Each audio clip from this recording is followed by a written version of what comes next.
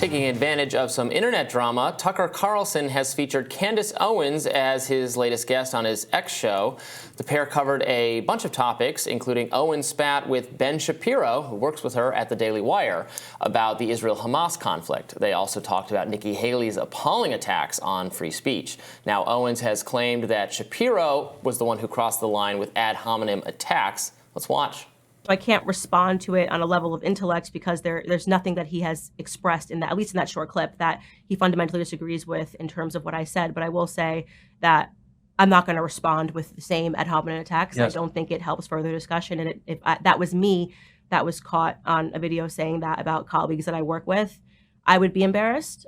So I think that the video speaks more to Ben's character than it speaks to mine. The two then discussed Nikki Haley's authoritarian positions on privacy online. Owens accused Haley of not really running for president, but running for positions in the private sector afterwards. Let's take a look.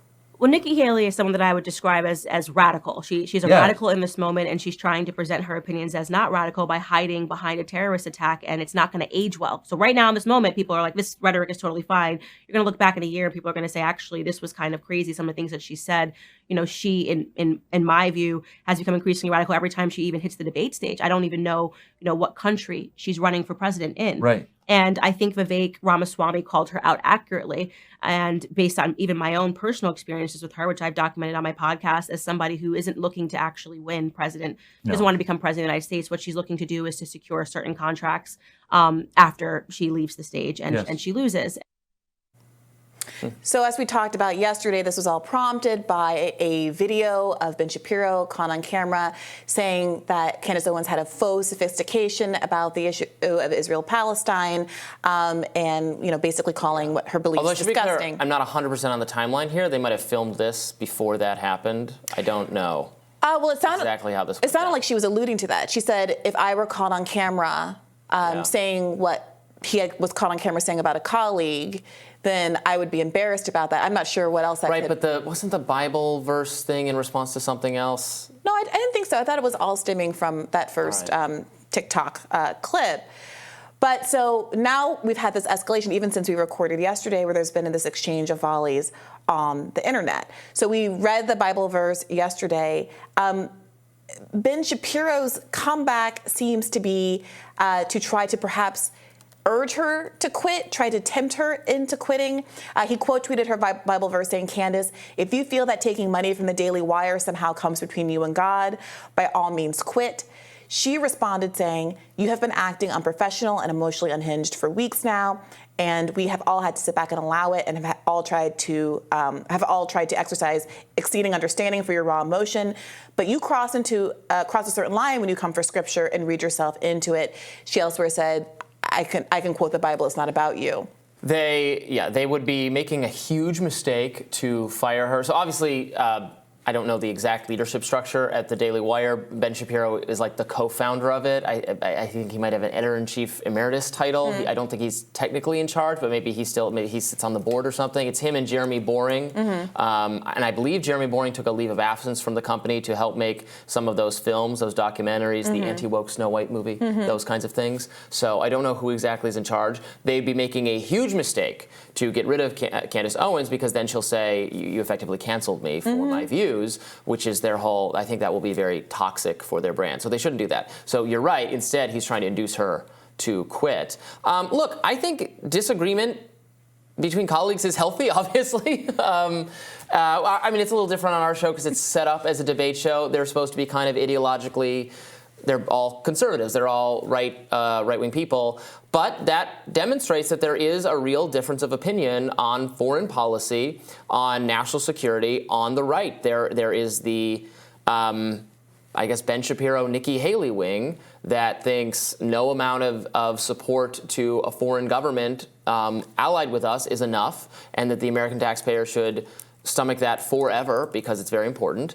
And then there's a Tucker, Candace, and also a lot of other people who think that it's almost a red flag to care so much about another country's security when there are so many problems at home that we can't seem to find solutions for, ways to pay for, and the American people are have inflation problems and housing problems and medical problems and drug addiction problems and crime issues in some places, and those things aren't being dealt with. But when a foreign country suffers an admittedly horrific terrorist attack for which you and I disagree on what the proper response is from the people involved in the conflict, but on what our responsibility is, moral support, they want to purchase supplies from us, that's fine by me, but I don't see it being healthy for U.S. national security to be more involved in a conflict in the Middle East. That's a lesson we've learned over and over again, and that is the difference between a Candace Owens and a Ben Shapiro right now.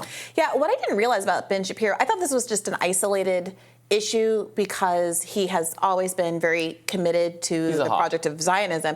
I didn't realize he also felt the same way about Ukraine. I didn't realize he was one of the few kind of, no, we got to keep funding Ukraine folks on that side of the aisle or that corner of the political spectrum. So at least he's consistent. But I got to say, Candace Owens is incredibly right from my perspective on this issue. Her description of Nikki Haley, her warning about how this is going to look with the passage of time and the lessons that we should have learned from the post 9/11 era are right on and are exactly what you could hear out of any peace movement actor, any leftist, any person on the other side of the ideological divide. And it is no accident that she has found herself paired up with Tucker Carlson in this moment, who was one of not just the few, if not only, voices on Fox News that advanced that kind of narrative. He, in some ways, is ground zero for that belief system having the legs to really grow. Because he had the platform of Fox News to basically make it okay, or to give a signpost for other conservatives who might have felt that way to say, yes, we are actually a part of a movement. Yeah, and because he didn't create those feelings in the base or on the right. Those feelings existed. In fact, they were probably more popular at all times than the kind of neoconservatism that Ben Shapiro represents. But they had they didn't have the same access and outlets. They didn't have the same amount of credibility, and they didn't have someone, a very influential popular figure who was making those points until Tucker came along. Obviously, they had some of them. Ron Paul was a big influence on the right, in between libertarianism and conservatism in speaking to those issues. Had more military supporters than anyone else when he ran for president in 2008.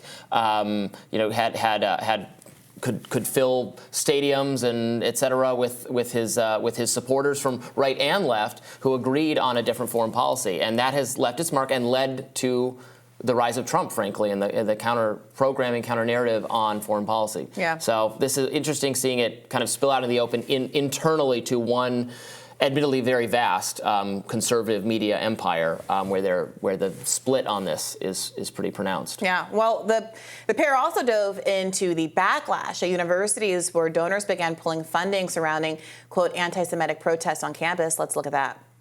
However, then I thought, well, wait a second. If the biggest donors at, say, Harvard have decided, well, we're going to shut it down now, where were you the last 10 years when they were calling for white genocide? You were allowing this. And then I found myself really hating those people, actually. You're okay with that? On what grounds were you okay with that? And this is what I've been trying to explain to the pro-Israel lobby, that what you are seeing as lack of support is people that are asking the question is, where were you as we have endured all of this? You were paying for it, actually. Right. You were paying for it. You were paying for it. You were calling my children immoral for their skin color. You paid for that. And so why shouldn't I be mad at you? I don't understand. And so that is, obviously you have a ton of white people that are asking this question, and they're now being called anti-Semitic. And I think that that's wrong. I think these are meaningful questions that deserve to be answered. Why was this sort of verbiage allowed into the curriculum? I mean, could you imagine if in the curriculum it said that every Jewish person born is a terrorist? Yeah, I think I said the exact same sentence as Tucker there on, well, where have you been for the last 10 years? You're outraged as a donor now, but these universities have been engaged in policies that are hostile to the right for years and years and years. Harvard systematically just had to be ordered by the Supreme Court to stop abjectly discriminating against Asian students, and no one cared. Now you're upset, and I think that's the feeling there. I don't understand the confusion. A Jewish group doesn't want what they perceive to be Jewish interests. They're Israeli interests. It's Zionism. But a Jewish group says it's mad when something bad, in their view, happens to Jewish people. Why should they be invested in anything that happens to any other? I mean, it's an interest group, right? Like, I don't understand why that's so confusing. Well, also on the right and the libertarian right, we're also opposed to that kind of collectivist identity politics-based thinking. That's not true. People very much feel like collectivist identity-based thinking is their identity and their collective feeling. That's why the frustration to me is that everybody weaponizes identity. Not that I'm only mad when black people do it or only mad when Jewish people do it. You have to be consistent. There is a white identity. Tucker Carlson's whole spiel is that this is a white Christian nation, that it's being changed, that it's striking at the heart of the both racial and cultural and ethnic identity of this country, and that we have to stop it by changing our immigration laws, deporting human beings, doing population control in various ways, et cetera, et cetera. That's like that is what the Great Replacement theory is, that he has been criticized for by people across the spectrum for the last couple of years. Right. My criticism of his views vis-a-vis the Great Replacement theory is that the people coming into the country are not actually as hostile to conservative or right-wing values as the theory would have them be. If you're afraid of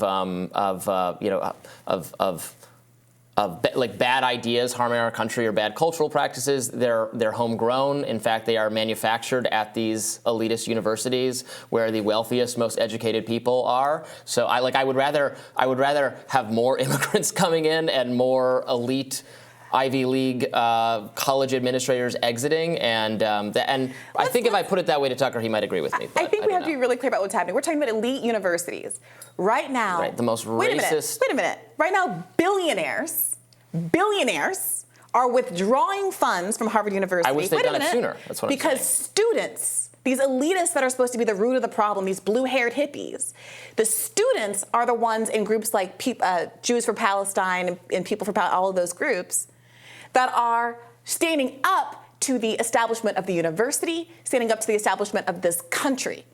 So people's wires are getting crossed. Who's the elitist here? Is it the Harvard students and their wokeness and their safetyism? Right now, we have primetime anchors like Jay Tapper interviewing a minority of students, like this Jewish student at MIT, who says she feels unsafe at campus because the rest of the students, in large numbers, are protesting the hawkish establishment and they're framing genocidal acts of both the U.S. government and our client states across the world, specifically in this case, in Israel.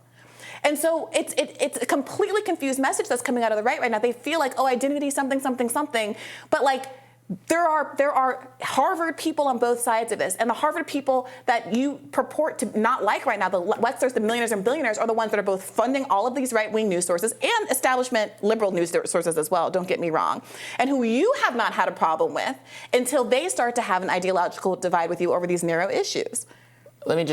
This is what I think the conservatives' position on this is that you wealthy Jewish donors are now want to withdraw funds because what you perceive that there's a lot of anti-Jewish in their view, this is anti-Jewish racism. Yeah. So we're going to withdraw funding because we don't endorse this. And what I think Tucker was getting at, and people on the right are getting at, is that, you only care now, but these universities have practiced racism against white people. Let me finish. Okay, I'm sorry. White people and Asian people for years, and you didn't care about that. You only cared when it was your people, Jewish people. Yeah. And so we're not sympathetic to that. That's what conservatives say. I get that. You should have disinvested from the universities because they're bad and racist. Why are you surprised at that? We've been talking about this for years. Why is it that a million celebrities say a bunch of bigoted, racist, homophobic, horrible things every day of the week, but Kanye West gets debanked for his anti-Semitism? Sure. He's not the only anti-Semite in America. I can't. Right. We're striving for an ideological consistency that is based in actually non-racism. Sure, but this is why I have a problem with this always being framed in these identity terms, whether it's these people like Tucker Carlson doing white identity politics or liberals doing people of color or our friends identity politics. It's a power issue. This isn't about, Jewish special interests or anything crazy and anti-Semitic like that. People in power are always going to protect their interest, whatever they they perceive their interest to be. The investment of the United States in Israel isn't about having a love relationship with Jewish people. And you see that when you see how these Jewish protesters are being attacked and harassed by the police all over the country. You see that when they invite a known anti-Semite like John Hagee to speak at the pro-Israel rally earlier this week. What it's about for Christian evangelicals like him is like scripture that says that Jesus won't come back unless Jewish people are in the Holy Land. And what it is for our government is about having an outpost, a client state in the Middle East, and oil and geopolitical strategic interests. So I do wish that sometimes people like Tucker Carlson would focus more squarely on that and stop trying to confuse the message by saying, okay, but why weren't you withdrawing money and being more hateful against when X group was at issue or where Y group was at issue? Because it's also self-interested. That's the left view. The right view is these people should not be, is that don't come crying to us now that your identity group is it's interpersonal. Like the left view, you're right, is not that my identity politics is better than your identity politics. That's not the right view. Again, the right view is that these donors are engaged in identity politics, and we're rejecting that. I think the donors are protecting their interests, which is what donors do. Well, yeah, we're not disputing that. Yeah, we're criticizing that from a different I'm just saying, don't be surprised, Tucker Carlson. This is what donors do. And if you don't want to be caught up in the vagaries of what billionaire donors do, don't invest and don't allow them to be the ones that are funding your universities. You need to have, the state funding of these kinds of institutions so you're not able to get jerked around in these sorts of ways. And that's the same for media institutions, too. Yeah, we absolutely do not want that on the right, but we don't have time to get into that. More Rising right after this.